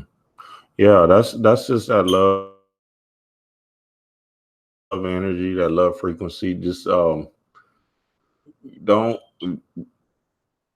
you can't run from it. You know what I'm saying? That person. That's what I told myself when then I woke up that one morning and I realized that when I looked at the clock, it was going to be 3:45. Right. And I said, oh my, I can't run from this. And that was the night. I just went and took a walk. And I did meet someone that night who told me some things about myself and about my situation. Mm-hmm. And so, because look, when you think about it, also that 3:45, what does that equal up to? I think the 3:45, like I thought of different things because I drew a circle and I wrote a circle of a clock and I put 3:45 on it. And it kind of reminds me of equilibrium, like with the feather and Mayat also. And also it reminds me of where we're at now in life, going from the 3 dimension to the 5th dimension. So it has a few different symbols, the 3:45. Well, and also, I had read a book from Bobby Hemmett by Robert A. Johnson, He, She, We, Feminine Energy Loss, and Regain, and Self-Government. I read those books by Robert A. Johnson, and if you turn 3:45 upside down, it's she. Nice. Yeah, and 3:45, you said you put it in a clock. 3:45 actually equals 12, the 12 zodiacs. Which equals 3. So, yeah, which is the 12, but what the 3:45 is probably your twin flame is trying to show you, hey, let's get up out of this thing, and this is the way you do it. So you want to be able. 3:45 is trying to get me out of this realm? Out of this 12, yeah, this circle of time, these zodiacs, okay, this fear-based thing, this thing that has this demiurge energy that has this hold on us. Okay, he's trying to your better half, which it sounds like it is. That's exactly what it sounds like. Your twin flame. Could you speak up a little bit into the phone more? Yeah, your twin flame is trying to take you out of this circle of time, show you, hey, we have a better life or a better existence out of this circle of time. Okay, so you see in this 12 is just a reminder that, hey, you know, he's showing you this symbol. You even said you drew a clock. Remember, time is not real. So they're trying to get you out of this circle of time. Okay. Babe, yes, I'm in agreement with that because as you were talking and you were saying y'all were connected and you were king, queen, and then the roles reversed, that definitely makes me think of twin flame energy.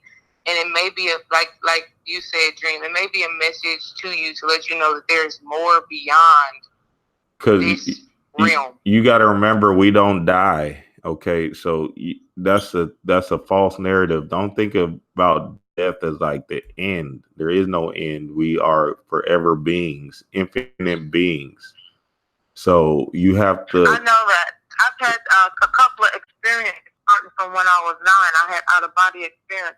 I went to the playground, the swing, and the swing was broke, and I put the chain, hooked it back in the swing, and I started swinging really high. And as soon as I did my first cherry bump, I went flying across the playground. And before I hit the ground, I was floating up above my body, looking at everybody, looking at me. And I thought it only happened for about like maybe 2 or 3 minutes. And when I swooped back into my body, I wasn't hurt. My head wasn't hurt. I wasn't bleeding. But they said I was out for like almost an hour or so. And that was my first out-of-body experience. And I really didn't tell anybody because I had snuck to the playground because I wasn't supposed to go. And I realized when I was later on a teenager that I had my first out-of-body experience. And it seemed like that I should have died. The way they said I flew out the sun like Superman, but nothing was wrong with me. So, and then throughout my life, I had other situations where I passed away supposedly, but I still got stuff back into my body, and nothing was wrong with me. I remember Bobby said that. He said one day he broke his neck in the bathroom, and then he said, he just got up and went back to bed. Yep. That's the kind of things that have happened to me. So I kind of know about the other side, and there's no such thing as death through my out-of-body experience. Yeah, man, we're Superman. We're Superwoman. We got it all in us. Yes, exactly. Thank you for that, Amos. We really enjoyed that call. But you know all the answers inside of you. Thank you for sharing some information with me. I'll think about that because I had pretty much mostly a negative energy towards the situation, and I'm saying a certain way to kind of turn it around a little bit. Oh yeah, yeah. You know, there is no end to this thing. So we just got to be joyous in the symbols we have. Remember, if you're feeling fear or anything like that, just rid yourself of that. That's that human shit.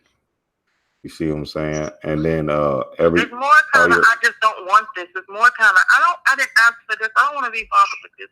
Like, why does this come at me like this? I don't want this.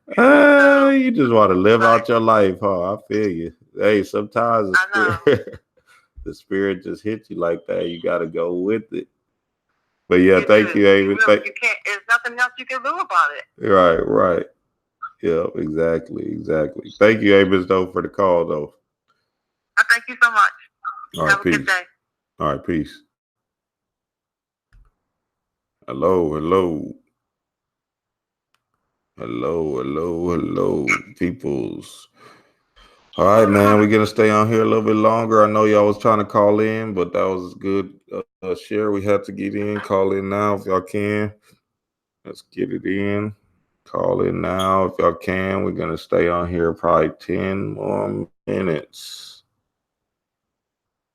10 more minutes. I know y'all was calling in, man. 10 more minutes, family. Yeah, man, we are infinite beings. Let me see what y'all questions look like. We are forever. All right,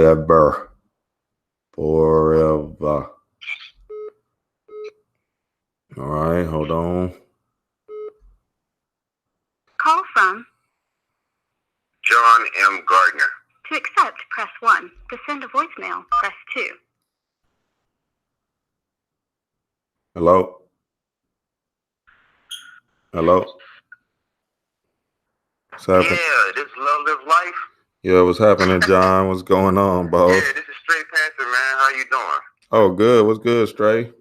Stray Panther. I love the name, boss. Yeah, good rising, man. Good rising. Yes, grand rising. I just woke up at 11:33, man. What time? Where you at? I'm in North Carolina. Oh, shoot. 11:33. That's our times right there. Me and my babe, we got 11:44 and 11:33. That's our times for real.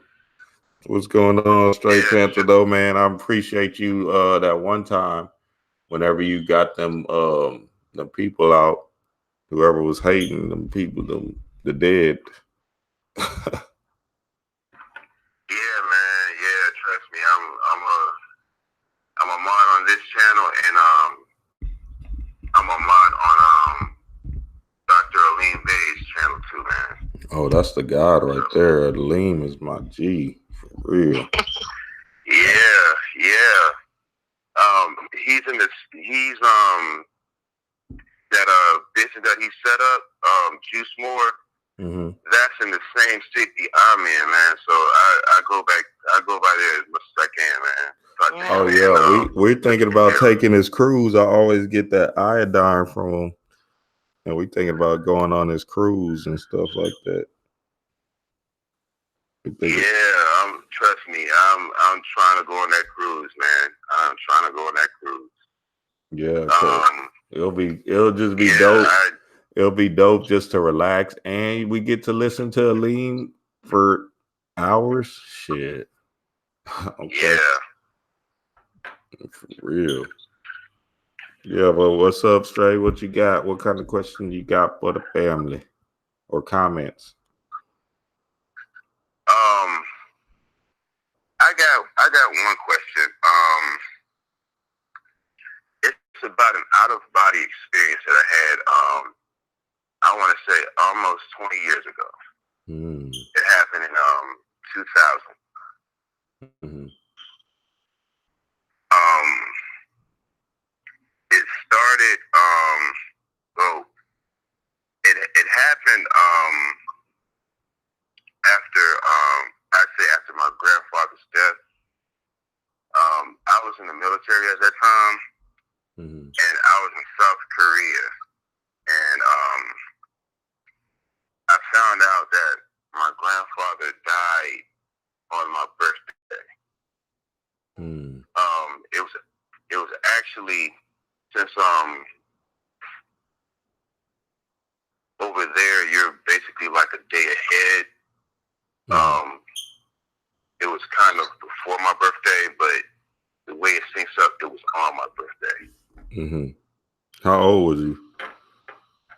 I had just turned 21. Oh yeah. Yeah, I had just turned 21. And you said, well, say what? No, go ahead. Okay. Well, after that, I came back to my duty station in South Korea, and I admit at the time, when I got back, I did a lot of heavy drinking. Because I honestly thought I was over my grandfather's death. Doing the whole funeral and everything, you know, like I had done my crying and all that before, and when I was at the funeral, I was at peace. It felt like I was, but when I got back, I did a lot of heavy drinking, and it was a whole weekend. I got back on a Friday, and I remember that whole weekend, that's all it was, just drink. I don't even think I ate one day. And that Monday, we did TT and everything, and I know we did some running, and when it was time to go to work about 8 o'clock, I walked into my duty station, and I was talking to our XO and I guess our human resources officer. I was talking to both of them, and I passed out. And when they picked me up off the floor, they sent me to the med station. And when I was in the med station, they put me on an IV. They said I was severely hydrated. And when I was there,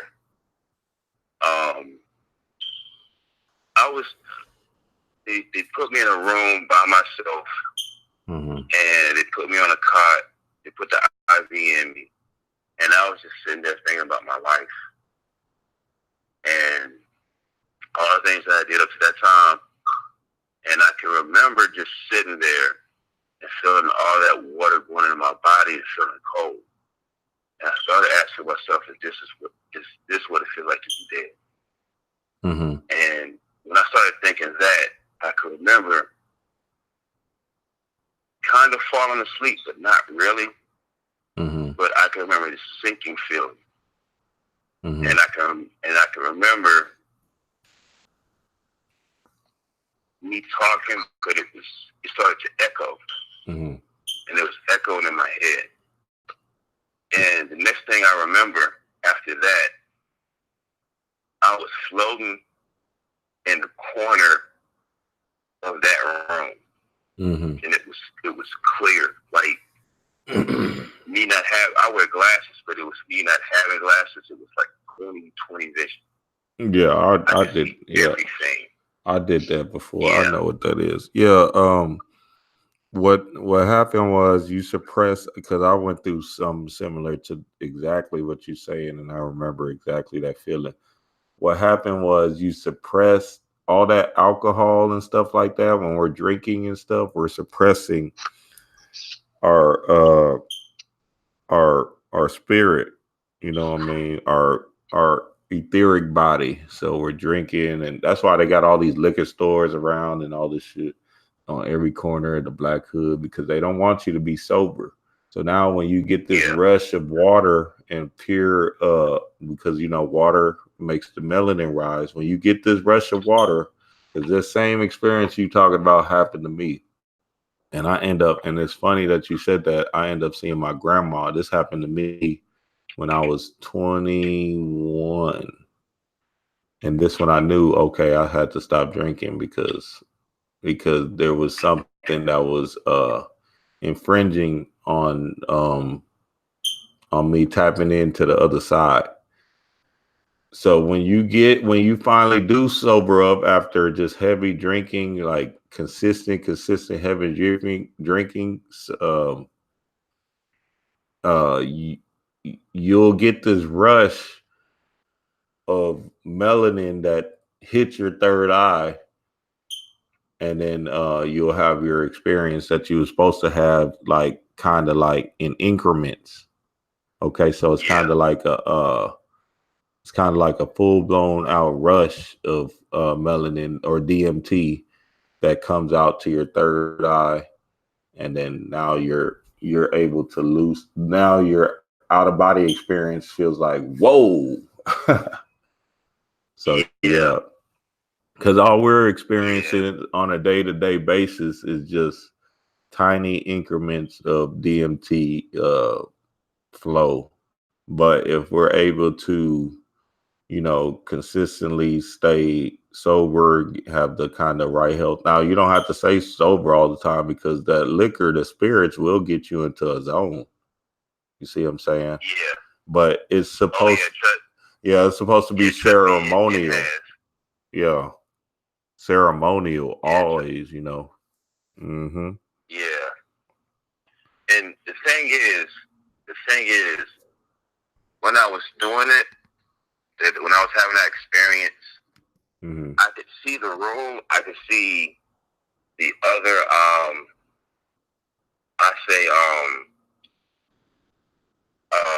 the other beds and everything. It was like there was a film over it, like a dark film. Mm-hmm. But my body, there was like a light on my body, mm-hmm. like a bright light over my body. Mm-hmm. Yep. And when I was sitting in the corner, I started to hear this whistle. Yep. I started to hear someone whistle and walk down the hallway. Mm-hmm. And when that happened, I snapped and I jumped back in my body. And the thing is, the same way I felt when I was astral traveling, that's the way I felt in my body. And the things I noticed, I couldn't hear. It was during the wintertime. I couldn't hear the air. I couldn't hear the TV outside. I couldn't hear anyone walking. I couldn't hear any people talking in the in the front portion at the desk. I couldn't hear the TV or anything. I could just hear like shoes walking. And this girl walked in. She had to be about my age, maybe a little bit older. Mm-hmm. And when she walked in, she had these long braids that came all the way down to her butt. Mm-hmm. I couldn't see her feet, but she had on like a Nike windsuit. It looked like it. Mm-hmm. The colors were blue. I think it was either orange or peach. But she was really beautiful. Her braids were just perfect. Mm-hmm. And when she came in, I had this feeling. I don't know. It was a feeling of like awe and a feeling of fear at the same time. It was a bunch of emotions. Because something told me that she was there, but in a way she kind of wasn't supposed to be there. She was there because she wanted to be there. Mm-hmm. And when she came in, she started talking to me and she was smiling. Mm-hmm. And the thing is, as she's talking to me, her eyes changed color. This beautiful black woman, her eyes started changing color. Mm-hmm. Her eyes started out like the same color as mine, like she had white pupils, mm-hmm. she had like black. They transitioned from black to brown to green.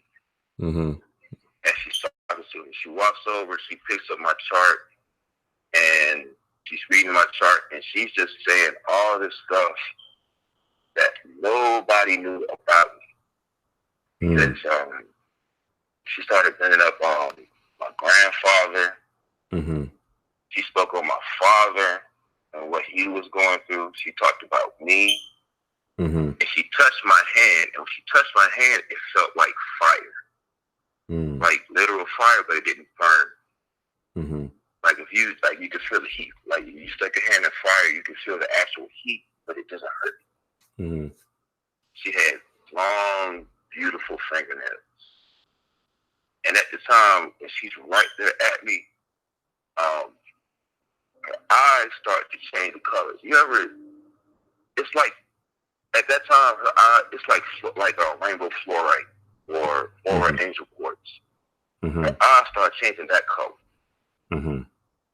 And I'm like, who are you? What's going on? And that's when I started to notice everything in the room. It felt like you're in a dream, but I mean, the air's not even moving. The air is still. Yeah, it's not gonna feel like a dream. It's just gonna feel like a whole different experience. It's like a ethereal. You kind of get used to it, but it's kind of a different dream. It's like a different dream than like a regular basic, dream that you have. But yeah. But that was like one of the clear. It was just so clear. Yep. That's how it be. I asked her. I started asking her. I was like, "Who are you?" I'm like, "How do you know that about me? How do you know this and that?" And she said, I can kind of remember word for word what she said, but one of the things she said at the time that she said, like, she was talking about me. She was like, "You have so many demons." And I was like, "What?" And I started thinking, and I'm like, how do you know that? How do you know anything about me? And the thing is, I tried to get off the cot, and when I did, I got kind of mad. And when I started to raise up, she looked at me. At that time, her eyes were purple. Her pupils were purple. And she looked at me. At first, it was like this kind of shock. Like, it was kind of disrespectful, but not really. Then her eyes, it just went through this whole thing with pity. She raised her hand, and I fell back on that cot. Like, I raised, like, the top portion of my body on that cot, and I couldn't get up. I was trying to raise my arms. I couldn't move my arms. I couldn't move my head. All I could do was just kind of turn it just to watch it. And she was about to walk back out. She was walking real slow. And she kind of giggled to herself. And she said, I'm going to one day we're going to meet again. And I was like, "Who are you?" And she was like, she just basically said, like, "I'll find out." And she walked the same way she walked back. She walked in the room. She walked right back out. She just real slow. I could hear it. And she started whistling again as soon as she hit the door. You married, straight? Yeah, she told me. Say what? Are you married? No, but the thing is, I think I've seen her in my dreams. I could tell it's her. It might not look exactly like the way she looked at that time, but I could tell it's her about the eyes. Yeah. And the thing is, I sat, like, when she put up her hand, she told me to relax, told me to go to sleep. Everything's going to be okay. She said, I will find out who she is. We'll meet again. And when she did that, I relaxed. I started dozing off and I went to sleep. And I could hear her walking out. And once she hit the door, she started whistling again, walking down the hallway. So when I woke up, everything was normal. I got up and I had the water bag and everything. Mm-hmm. I get up. I go to go use the bathroom, and I walk down the hallway to the desk, and there was I think there was a specialist there, Mm-hmm. and I asked him, did he see anybody go in my room with long hair, long micro braids? They had a swimsuit and everything. And he said no, he didn't see anybody going in the whole time I was in there. I was only in there for around 2 hours, but it felt like I was in there for about 4. Mm-hmm. Yeah, that's what it is. You already know what it is. That's who you gonna be destined with. Eventually. Yeah. It's gonna work out his way to where you be like, oh, just Panic used to say the story about him seeing Khadijah in his dream, and then you coming into healing like that. That's that DMT rush where y'all spirit already made this soul connection to say, hey, we're gonna be in here in this lifestyle, but if our human is holding us back, right? You know what I'm saying? The drinking and all of that stuff. I'm telling you, when I met my queen, I had to go. Before I met her, I went on a year with no TV and no alcohol. It was the best year of my life, and I just did it because I was tired of living the same old nightlife type life. You know what I'm saying? And then voila, my queen appeared. You know what I mean? So it's some dedication that we have to be ready for our better halves. You know what I'm saying? They're not gonna come unless we're ready. And if we're letting our human ride us out like that, we're gonna be right back in another body. Yeah, it's crazy like that. Yeah, I don't know if you've heard of Empress Jim. Mm-hmm.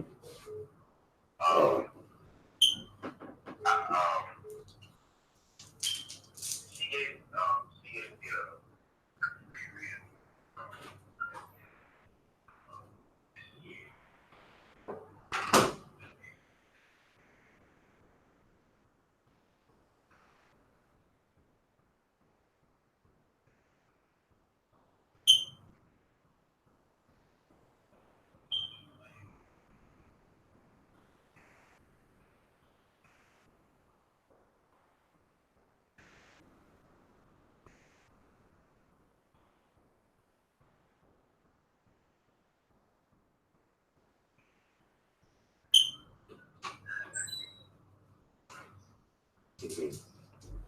I forgot I was on the thing. Dang, I had picked up the phone and started walking around straight. You got me.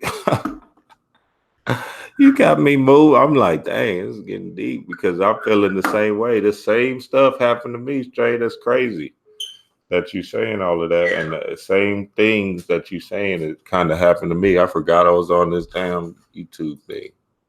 But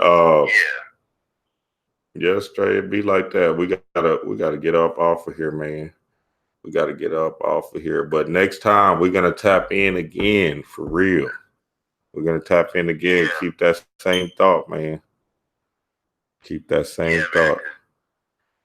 Yeah, I've had a couple of I've had a couple of supernatural experiences, if you could call them that, and some dreams. We're gonna do it again, Stray. Make sure you call us next time. We probably come, and I don't know. Our schedule will be crazy, but when you catch us live, just call in again, and we're gonna do it again and again. I appreciate that, though, Stray. No problem, man. No problem, man. I appreciate you guys, man. Trust me, I do. All right. Peace. Peace. Yeah, family, we got to get up out of here, man. We got to go to a baby shower. We got to make it. We've been preparing for this baby shower stuff, man. If I didn't get you, man, next time we will get you. Next time we will get you. I done walked off with the phone and forgot people was on here. But yeah, next time, keep y'all calls coming. You know, we do it random. Babe, you still on the phone? Yes, and I'm over here like, oh my goodness, we need to get off. Yeah, we gotta go. I just looked at the time. Them stories be captivating, man, because you be living in them. But you got anything to say before we get off, babe? I just want to leave y'all with whatever. Just, you know, I was thinking a lot about what the young lady was saying, and then about what Stray was just saying. Understand that there are energies that want to connect with us, and we cannot be afraid of them. We cannot be afraid of the information that they have to display to us. Like, we don't know what can come out of it. You know what I'm saying? So stay open to your spiritual guidance. And then talk to the divine source, talk to spirit, ask for the guidance in the way that you could receive it. Mm-hmm. And then lastly, your whole home is an altar, y'all. So make sure that you're keeping your house, you know, nice and tidy, and making it to where the energy can flow through your house easily and effortlessly. Experience, man. I love y'all and appreciate y'all, man, and all the callers. Like, man, it feels like I'm just talking to the family. Like, it's just so easy to talk to y'all, and just like me. I just got off the phone, or I got off the YouTube. I don't know if y'all can hear me. Man, yes, we can. Y'all can hear me when I pulled it. I picked up the phone. Like, man, let me talk to my partner real quick. You dropping some science, you know what I'm saying? So, yeah, it's time, man. It's time. Space One TV, we got you next time, man. We got to burn out. And I'm going to catch y'all on the flip side. Turn your home into an altar. Peace.